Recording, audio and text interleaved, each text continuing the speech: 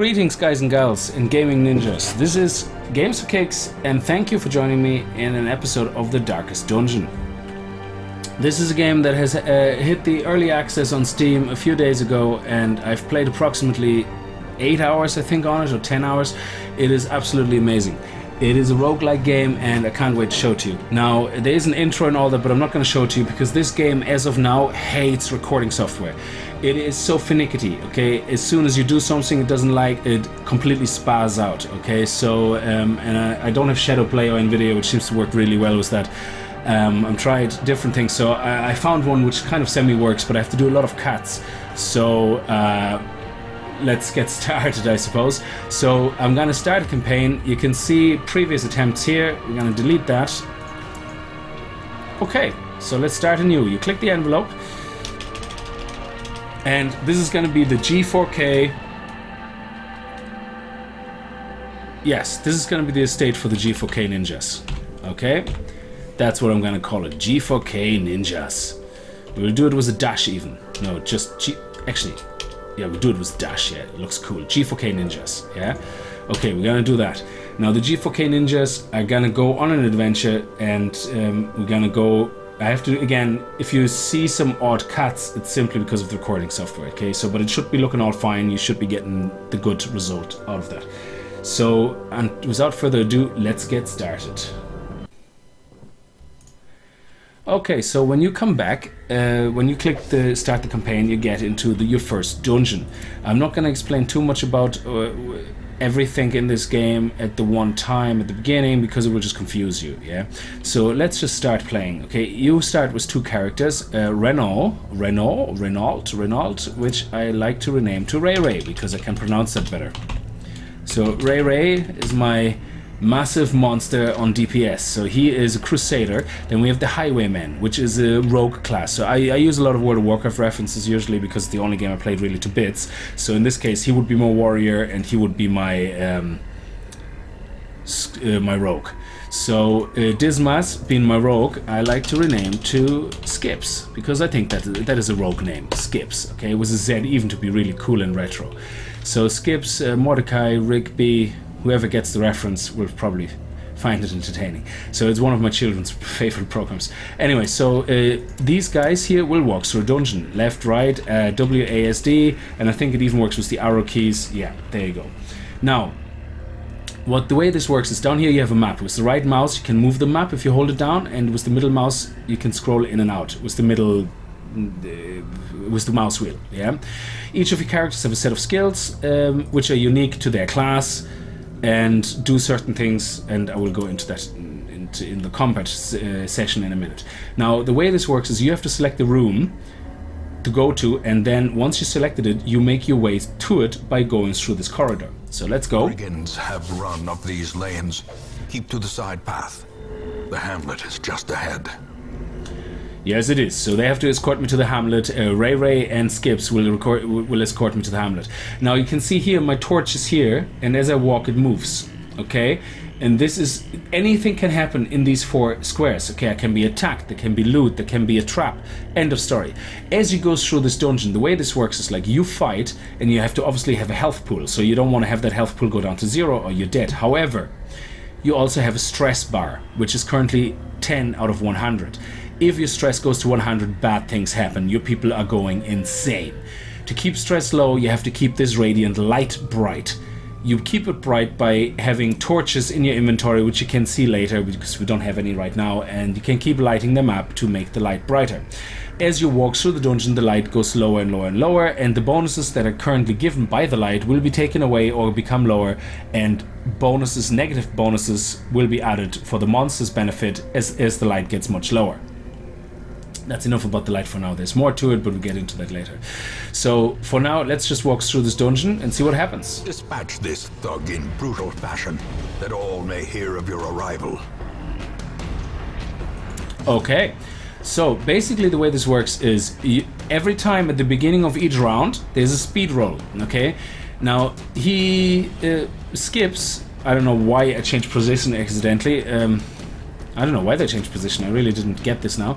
Anyway, they can do both from both positions. It's not the end of the world. He's a Brigand Cutthroat. He's a very easy enemy. He can apply the bleed effect though, and he can actually has an attack where he can attack both, and even with a crit, which is really bad because you don't want to get critted by anybody because it applies a lot of stress.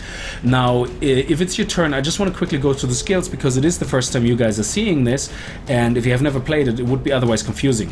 Each skill has yellow dots and red dots. What these dots are for is basically the yellow dots show you in which position you have to be able to execute that skill. So to execute Open Vein, you have to be in the first position, the second, or the third. If you're in the last, you cannot execute that skill. This skill is grayed out because we're in first position.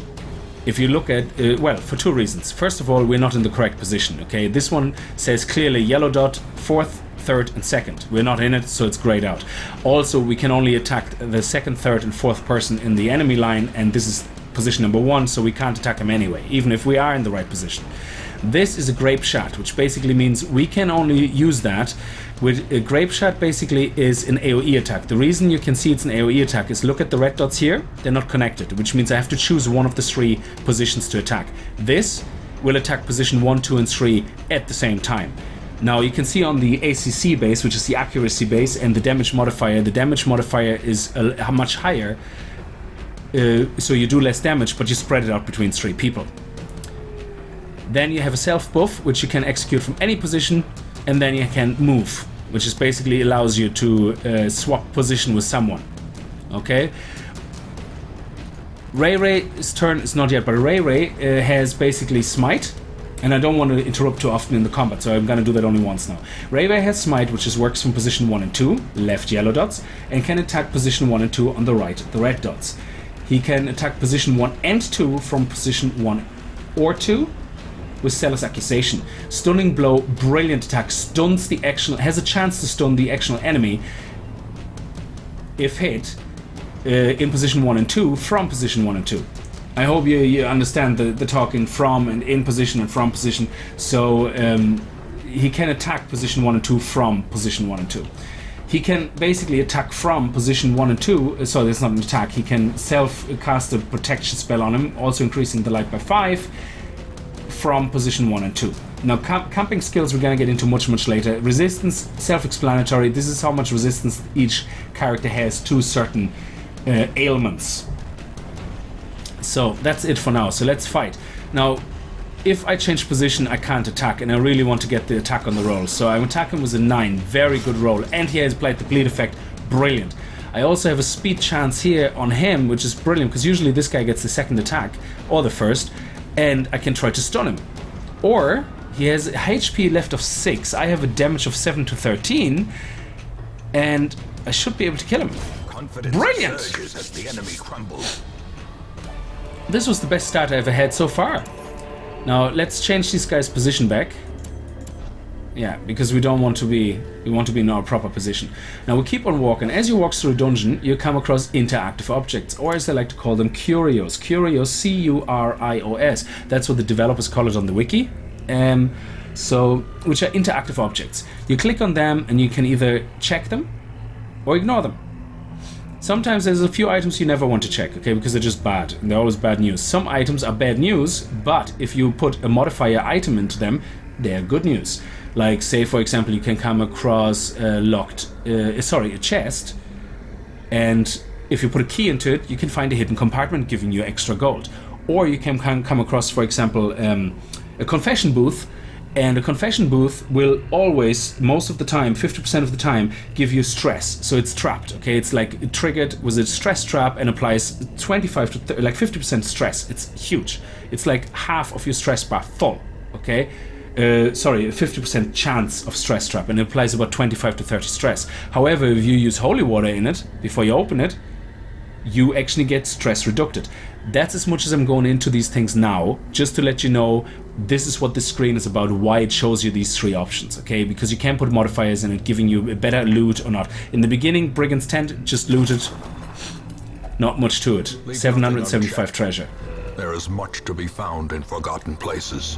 Now we're gonna go into the last room. Once we hit the last room, we're gonna get attacked, because it's the tutorial kind of intro. An ambush. Send these vermin a message. The rightful Now, owner has returned, and their kind is no longer welcome. now that was absolutely brilliant. The best start we could hope for. We not only well, we got in, and this icon here, what you see above them, means we surprised them. So we're gonna get first attack no matter what. Okay, which is brilliant. This guy in the back, apologize for any mispronunciation, is a Brigand Fusilier, and the Brigand Fusilier is a pain in the ass because he can shoot, attack both of these characters, either with a very low damage or a high chance on crit, and high crits are bad. If your enemy crits you, you get stressed a lot, like 15 to 20 stress or more, yeah? If you crit, you get stress reduced, only 4 or 5. So you don't want to get critted by these guys, especially not if they can hit 2 and crit 2 at the same time. Now, what we want to do is we want to get rid of this guy as quickly as possible. So what I'm going to do is I'm going to do a pistol shot, which is only damage minus 25, so 4 to 9 damage, minus 25%, but it has a 10% increased crit chance. So we could get lucky and crit. 8. Perfect. Now we didn't crit, but we applied an 8 damage to him, which means there's 4 left, which means we should be able... Oh, we can't attack him with this guy.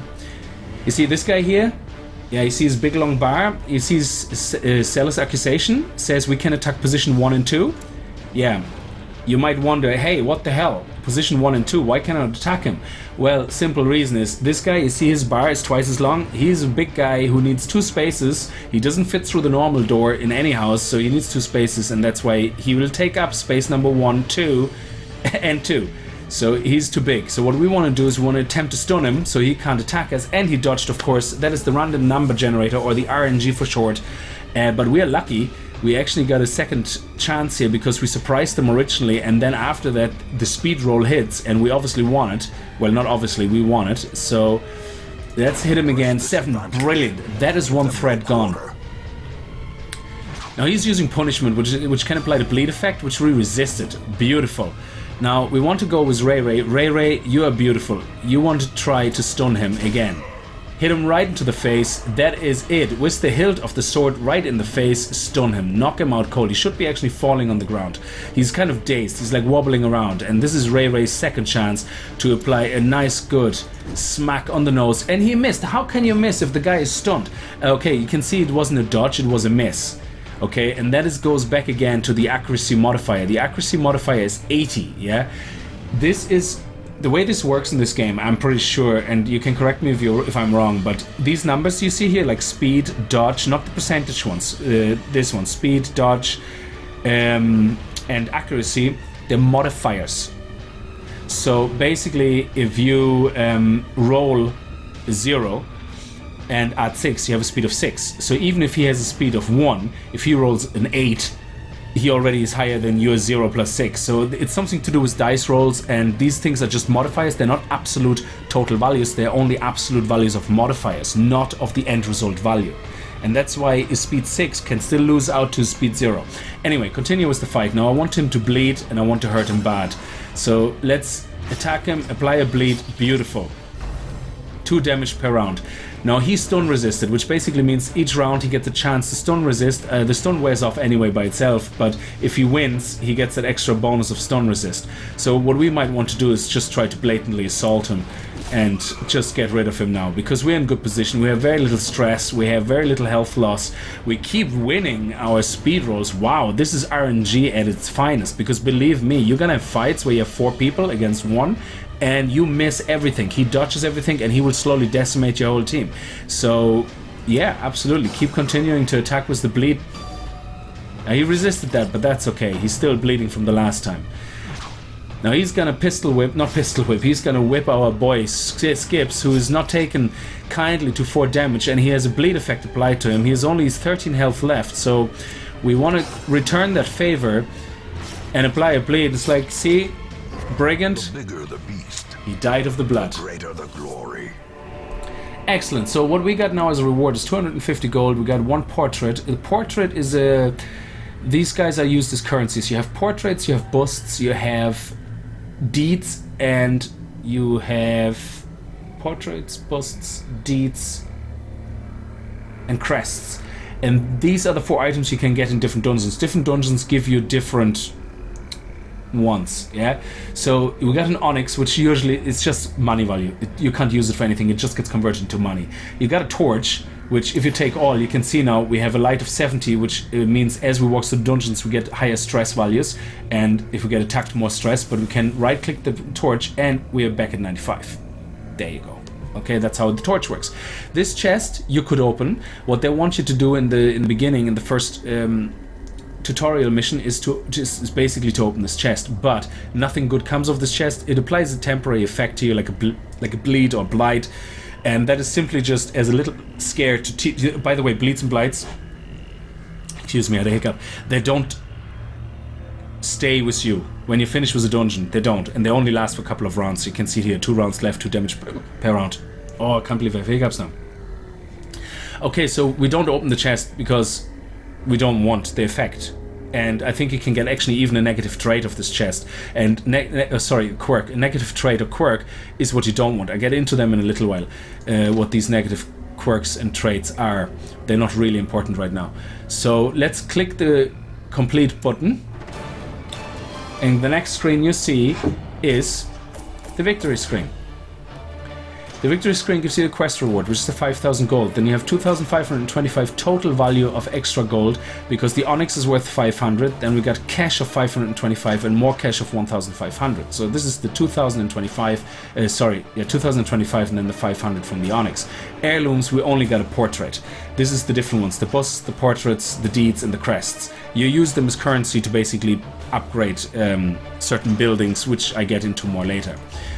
Now, next, what you see, the second screen, there's a roll chance. First of all, our people upgrade. They got two experience, and they upgraded from level 0 to level 1. So they're now level 1. They need 6 more experience to get to level 2. Now, after every mission, each of your members in your team gets a chance to roll either to get quirks or not. Getting quirks can be both good and bad. So if I open this now, he only got a good quirk. Brilliant. Plus 5% dodge. Always great. Beautiful. Now he can get a bad one as well. Oh, improved balance. This is rare. I never really had that where I only got good quirks. Plus 15 move resistance. Move resistance basically means enemies can attack your line, your line, your enemies, sorry, your characters in your line, and move them. So if he is in second position and gets attacked by an attack which pushes him back, he will swap places with someone in the back, which can be really bad, because as you've seen, some skills don't execute from other positions. Now, we return to town and see you guys there in a second. Okay, what you see here once you're back in town is an activity log. The activity log shows you what happened in the week you were gone. Apparently, every time you go into a dungeon or you go for a run, you're away for a week, no matter how long it takes. Now, week 1, basically the runes have been unlocked, which is the dungeon you can fight in. The Skips and Ray are now apprentices. They have leveled up to level 1, and Skip and Ray successfully escorted you to the Hamlet. Welcome to the G4K Ninjas estate. This is where the G4K Ninjas live, thank you very much, and me. So this is our caretaker, who's a manic depressive, slightly insane individual who likes to mess you up a lot of times and be in your way. He actually does not do anything useful or good at all, ever, except being in your way, which you will see later. In the beginning of the game, we got 7,525 gold in total now. You can get more if you get lucky. I mean, I had as much as 11,000 after the first mission. It really depends how much gold you find. Now, the bust, we get 10 busts, 10 pictures, 10 deeds, and 20 crests, regardless, in the beginning, all the time. There's a reason for this, and I'm gonna go into that now. Excuse me. Now, when you press H, that's what I was telling you, it shows you what each building is for right here, and how to use the directions and all that. So that's pretty cool. Now, in the beginning, you have all these buildings that you can access. Well, you can't access them, but the point is you have these buildings that you could access, but they're all locked until you played enough missions to unlock them. If you win or lose the missions is irrelevant. They just want you to keep playing some missions that you can unlock them, basically. Yeah. In the beginning, what you have unlocked automatically, the first time you get here, is the graveyard and the stagecoach. Let's look at the graveyard. Most will end up here, covered in the poisoned earth, awaiting merciful oblivion. Yes, indeed they are. So here's our caretaker again, looking as manic depressive as always, or insanely happy. That's really how he would sound, I would say. Now, on the graveyard, we have nothing there because nothing died. Now, if we go to the stagecoach, I will let the narrator talk with his awesome voice. Women and men, soldiers and outlaws, fools and corpses. All will find their way to us now that the road is clear. Are you finished? Are you done? Awesome. Now, here you can see some different classes. This is the bounty hunter, this is the crusader, this is the leper, this is the occultist, the plague doctor, the highwayman, the the chester, the so I forgot these three class names. This is something with a V, the Villa Valle Valist, I don't know. She's like a cleric, crusader, she's like a barbarian. She is it's kind of a DPS class, middle ground between something and something. I don't know, I don't remember. I will get into it. I haven't played her as much as I wanted to. I don't really get her usually in my setup. She's just not there. And bounty hunter I never really got yet so far. I had the leper a few times, who's a beast. Or she, I don't know, is that a he or she? I can't really tell. Looks like an alien. Maybe it's an it. This one, I don't even know if it's a he or she either. Anyway, so this is the stagecoach. The stagecoach has two functions. The stagecoach's first function is the stagecoach network, which basically provides you with the ability to hire every week 2 individuals. If I don't take them, they will be replaced by another 2 individuals the next week. It's not like they accumulate and accumulate. They don't. You only have 2 to choose from every week. In the moment, because the game wants you to have 4, you will get 2 matching ones, meaning something that can heal and something that can kind of do some CC, crowd control and dots, do damage over time effects, or potentially even also heal in your party, so that you have melee damage over time, healer, so you get a taste for the different makeup of the classes. Yeah, you always get them. If one of these guys dies in the first level, in the first map, you will see 3 people here, but only the very first time you open this. Any week after that there will be 2, because that's all you get. It also has another function called the Hero Barracks, which basically increases the size of your roster. In the moment we can only hire 9 people. You may think that's enough, but it is not. At any one time can you come back and end up with 4 people completely messed up, that need to be de-stressed, that cannot go anywhere, and you need to bring another full team, or maybe even have a 3rd team in case half of your full team is still out sick, or needs de-stressing, or has so many bad traits you just cannot use them. Quirks. We'll get to them in a minute. Now, the stagecoach, the reason you get all these, and the reason I would suggest you use them immediately to upgrade your stagecoach network, not only once, but twice, to increase the number of available heroes to 4. So here comes the narrator. Okay, sorry about that. Just some random glitch. Like I said, it hates recording software. It's not this friendly. So basically you want to upgrade this stagecoach network straight away to 4 people. There's a reason. You want to be able at any one time to be able to hire a full roster. You come back from one mission where you only had 4 people in your roster and they're all screwed or dead or messed up in their head. You want to be able to say, you know what, screw that, I leave them at home, I'm going to take 4 new ones. So that's why I would always recommend 4. I would not recommend to upgrade the barrack size yet, because you don't need it. It really doesn't matter at that point. So let's hire these 2 people. Now the next thing I'm gonna go through... Sister of battle, pious and unrelenting. Okay, now the next thing I want to go through, and that's the last thing, and then we're gonna finish this episode for now, is the individual skills and the makeup of a party. So as you can see, we got Curtis. It's a very, very female male named Curtis, is it? I don't know. Let's name her... She's a healer. What is a good name for a healer? Well, she's actually, she has a party heal. Oh, she doesn't have the best skills now. I don't like Hand of Light that much, really, to be honest. It's kind of buffing the target, so it makes her more of a buff, debuff person rather than a healer. She has a party heal, but she actually has more attack skills. I don't really like her skills. You can see she's not really perfect in any position. She can play kind of position 2 and 3. Really unlucky there. What you want actually for me personally, what you're actually looking for in a Vestal is party heal, Divine Grace for single good heal. You definitely want Dazzling Light, because that stuns the shit out of the first 2 people, or has a very high chance of stunning them, which is always good. Stunning is the balls. You want that, yeah. Also, what I do like is I like this, and this, which is 3 skills, And I can live with the illumination because it increases the torchlight and applies a -20 dodge to a person. But what I do like is the self-heal here, because you also can do that from the back positions, and it means you can damage the enemy as well as healing yourself for 3 heals if nobody else needs a heal. Okay, it gives you guaranteed self-heal, but you can always have a 3 or 5 heal, but you can damage the opponent at the same time, and she can reach, if you can see on the red dots, all 4 positions, which is great if you want to get rid of the last position. Now, she doesn't have any of that. You can unlock these skills. It costs money, so you're better off trying to find someone that has these skills and then increase them. But, you know, it's not the end of the world. It costs like 640. It costs like 1,000 gold or something to unlock them later on. So it's okay. Now, she will stay in that position too then, I suppose. Now, I was just about to say, so this guy has to be more of a back position then. Oh, we never renamed her. So what we want her to be, she's a healer. So she's not a healer actually. She is a kind of a debuffer. So let's name her Buffy. Intentionally spelled differently. No, let's name her Buffy.